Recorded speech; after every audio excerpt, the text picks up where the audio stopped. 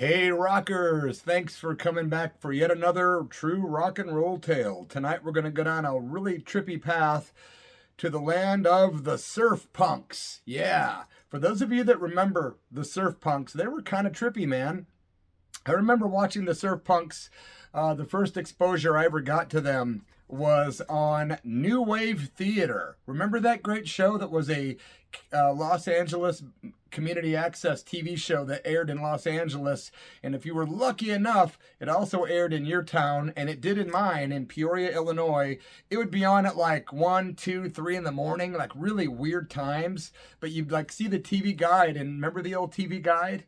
You'd look in the TV guide and it would say all this weird programming, and then real late at night it would say New Wave Theater. Well, one night I stayed up to watch that show and I became addicted. Yeah, that was awesome. I believe it was on Channel 9 WGN out of Chicago, but I don't recall. But New Wave Theater featured all the cool bands like the Dead Kennedys and 45 Grave and just really cool punk rock like Fear and like the Surf Punks. Yep, when I saw the Surf Punks, I was like, holy hell, who are these guys? Well, I started doing my homework, and the Surf Punks were a great pop punk band, but not punk rock in the traditional sense of the word. They were more like the Beach Boys of the punk rock world, with a lot of obnoxious stuff thrown in on top of it, kind of like, hey dude, like Total Surfer Band from Malibu. I got to go back a little bit here now and tell you something.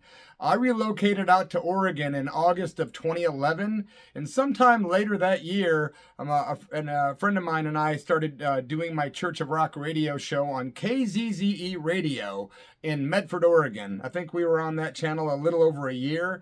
While I was doing that show, I was out hanging out in the valley, hanging out in the Applegate Valley of Oregon, and I went to the Applegate River Lodge, which was a really awesome place that is still there, but it's called something else now, I think. But it was a really great place out in the middle of nowhere that had just a beautiful scenery right by the river there, the Applegate River, and there was a lot of live music there. Hell, I got to front a band called The Toys. I smoked 2 joints in the morning, I smoked 2 joints at night. The band that wrote that and Sublime covered it. I got to sing a Doors song with the Toys one time out at the Applegate River Lodge, but that is a different story for another time. I went out there one night and I'm standing outside and I'm toking up, okay? I'm smoking. And I'm standing out there under the beautiful summer or fall moonlight, and I see a guy with like long, thick, kind of white blonde hair that was an older cat, but he was really cool and he was talking to people, and I could tell he had an air of like artistic flair about him. I don't know how else to put it, but I looked at him and I said, I know this guy. And I walked up and introduced myself. Hey, I'm Bloody Mess, aka Reverend Derek Moody from the Church of Rock radio show. He's like, hey, how's it going, man? And I said, and he was kind of hyper. I said, who are you? And he says, I'm Denny Dragon. I go, from the Surf Punks. He goes, yep. How'd you know, man? That's awesome. I go, dude, I'm a fan of yours. I love the Surf Punks. Well, if you don't know, his name is Denny Dragon, and Denny Dragon's brother is Daryl Dragon. Daryl Dragon is the captain from the Captain and Tennile. Yep. And Denny Dragon used to play drums for the Captain and Tennile and the Beach Boys and so many others. As a matter of fact, I made some notes. Basically, Denny Dragon played with so many people, man. Here's a little information about Denny before I get into my story of kind of knowing him. He was an American producer, engineer, drummer, and percussionist. Denny Dragon was from Malibu, California, born January 6th, 1947, into a family of musicians. His dad was the famous Carmen Dragon, Hollywood symphony conductor and orchestrator, and his mother was a soprano singer. So he had a family of musicians. His brothers, including Daryl and another brother, they were musicians as well. Later on, he eventually started a band with them called the Dragons, and they did really cool surf music, and I'm going to be playing some of that on my radio show, and thanks to those of you that tuned in earlier tonight for the Church of Rock radio show. Denny basically he was a young kid, and he was really into banging on the drums, playing piano, and by the age of 5, they knew this kid had an ear for music. He spent his teenage years honing his skills, and basically by the age of 12, he had already become a paid player. He was doing paid gigs by age 12. Yeah, man. Denny Dragon, he ended up playing, like I say, over the next 30 years with the Beach Boys. He did gigs with them. He did some recordings with them on albums. He played with the Byrds, Captain and Tennile, Neil Young, Rick Springfield, and a whole lot of others. So when I met Denny Dragon, I knew I was in the presence of Hollywood and like Malibu greatness as far as a cultured, rich history of having music in his life. And I was super awesome and happy to meet Denny Dragon. We immediately gave each other our phone numbers. We smoked out together. I think we even had a beer together. I hadn't quit drinking until 2013, so I was still drinking here and there. It was awesome talking to Denny Dragon. He was full of energy. He had a great sense of humor. He told me about all these awesome stories because, man, I'm a child of the 70s, you guys, like many of you. I loved stuff like Captain and Tennille, and I also love stuff like the Sex Pistols. So forgive me for being an open-minded a-hole. You know how some people can be closed-minded a-holes? Well, I'm an open-minded one. I like pop music. I like everything. Well, anyway, I was a fanboy when it came to meeting Denny Dragon. We kept in touch regularly, texting and all that.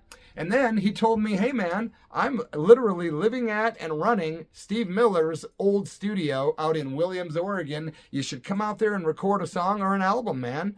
And I thought, gosh, I'd love to, but it was very expensive. Denny came from Malibu. He came from a world of a lot of money. And I think that had changed kind of by the time I'd met him, which it kind of fits into the last part of the story, which is a little sad later.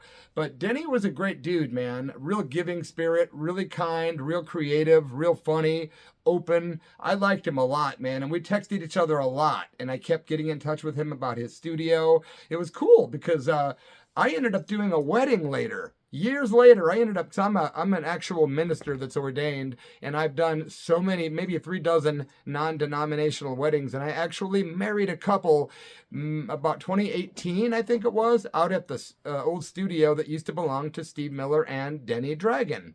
Well, and there's still gold records on the wall there and stuff like that related to Steve Miller recording a lot of his hits there. So what happened was I invited Denny to come and be a guest on the Church of Rock radio show with myself and my then co-host, co-producer, St. Christopher. And that was on KZZE radio in Medford, Oregon. A totally commercial, professional, corporate radio station that was a lot of hard rock and metal. And was home to a show called The Edge. Shout out to my buddy Kincaid in Wisconsin. And the Church of Rock was on. We did so many interviews, and I didn't get to keep any of them.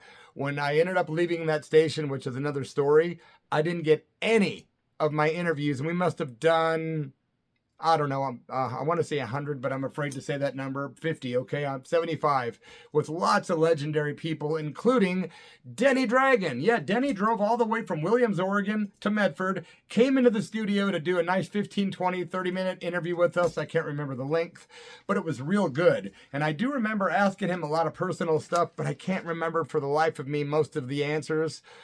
Age, folks, age. It can suck. It's also good if you have wisdom and you learn from your past mistakes, but I digress.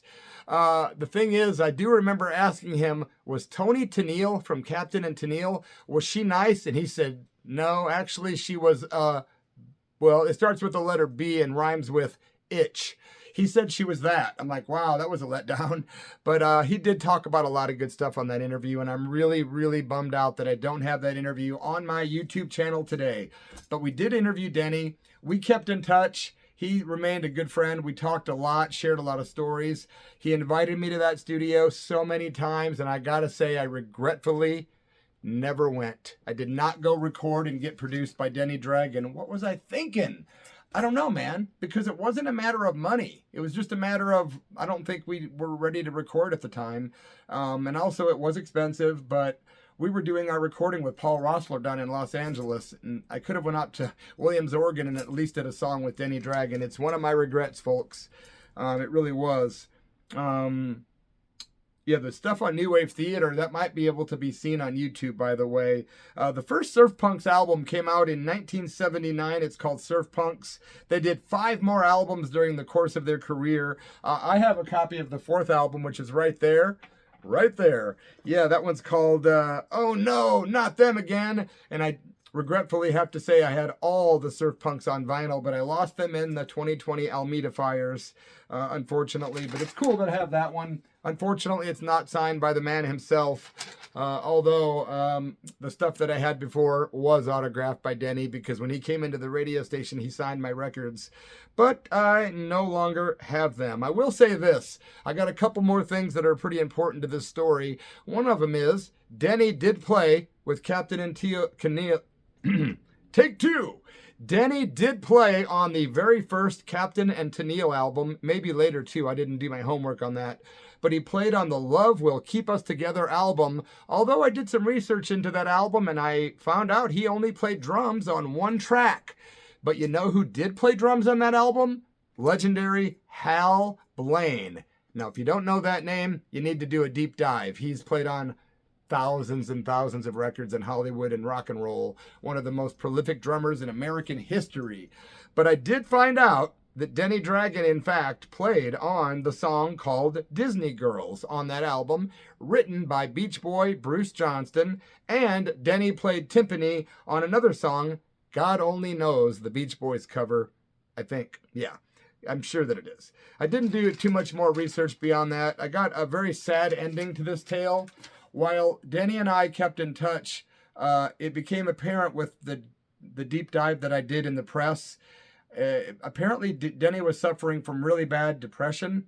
And from what I knew of him, I think a lot of it had to do with having just always had millions of dollars coming from a family with money too. And I think it got to a point in his life where that might have kind of stopped. And man, it's really hard going from just living your whole life with, everything having, no worries. But when you have money worries, those are worries that are unparalleled. I mean, it's they say that there's a lot of rich spiritual people out there. It's true. I've met a lot of people that are very, very destitute, and they don't have time, or either that or they devote all their time to spiritual practice. But when you're always having to worry about food and paying bills and things like that, it's hard to do anything but worry. So I understand exactly what Denny was going through, but not on the magnitude. Can you imagine the money he must have gotten being in the Beach Boys for a time? Captain and Tennile Records, which sold millions, coming from the family of Carbon Dragon and just playing with all the big names he did. Here's the sad part and the very end to my story, my friends. I do regret never recording with him. I regret not having that recording from that Church of Rock show back in 2011. But sadly, Denny Dragon died September 25th, 2017 of a self-inflicted gunshot wound out there in Williams, Oregon, near a pond right outside the area of the former Steve Miller recording studio. And it's with deep regret that I have to tell you those words. I don't think there's any shame in the fact that that's how he went. I just think it's extremely sad that he couldn't have reached out. Maybe he did. I don't know the story behind it. I wasn't best friends with him or anything. But I'd like to say we were definitely friends, and I miss him and our little text conversations and once in a while phone calls. And I would definitely have had him on the show again for a very long extended interview with his rich history. And I want to send my condolences, no matter how late, to the family and friends of Denny Dragon. I have a feeling some people are going to see this, and I hope you find this tasteful. I hope I didn't say anything that was to make the family or anybody angry with me. I hope I was respectful, and I do say I do miss Denny. I think he was a top-notch guy, a killer musician, a genius and legendary recording guy, engineer, and I sure wished I could not have to have said the last part of that story. But I wanted you to know what was going on with Denny Dragon. May he rest in peace, and I hope his soul is at peace. Thank you guys for subscribing to my channel. If you haven't done so, would you please subscribe to my channel? Maybe give this video a thumbs up down below and leave me a comment. I like to comment back with people and open a discussion if you want. My email is always attached in the description area, and I usually always try to put a little info that I might not put in all the stories. Thanks for being here. I'll be back as soon as humanly possible for more punk, rock, and metal stories and curveballs. Yeah, and if you have any requests for any stories you want me to talk about that I know, please let me know in the description area or the comment section below. And I'm not going to tell any of the dirty, dark, super raunchy stories because I've seen by dipping my toe in the water that it can have consequences. So I am going to keep my word and start that Patreon account. I was just waiting to get more, peeps that support the channel, because I don't want to have it be like 5 or 10 people and I do all the work for this extra content that no one's going to watch. But I have a feeling if I offer the right stuff, you guys are going to subscribe to that Patreon channel, and I hope you will. Thanks for coming to Bloody F Mess Official. Have a great week, my friends, and I'll be back hopefully tomorrow, but no promises, okay? Talk to you soon. Cheers.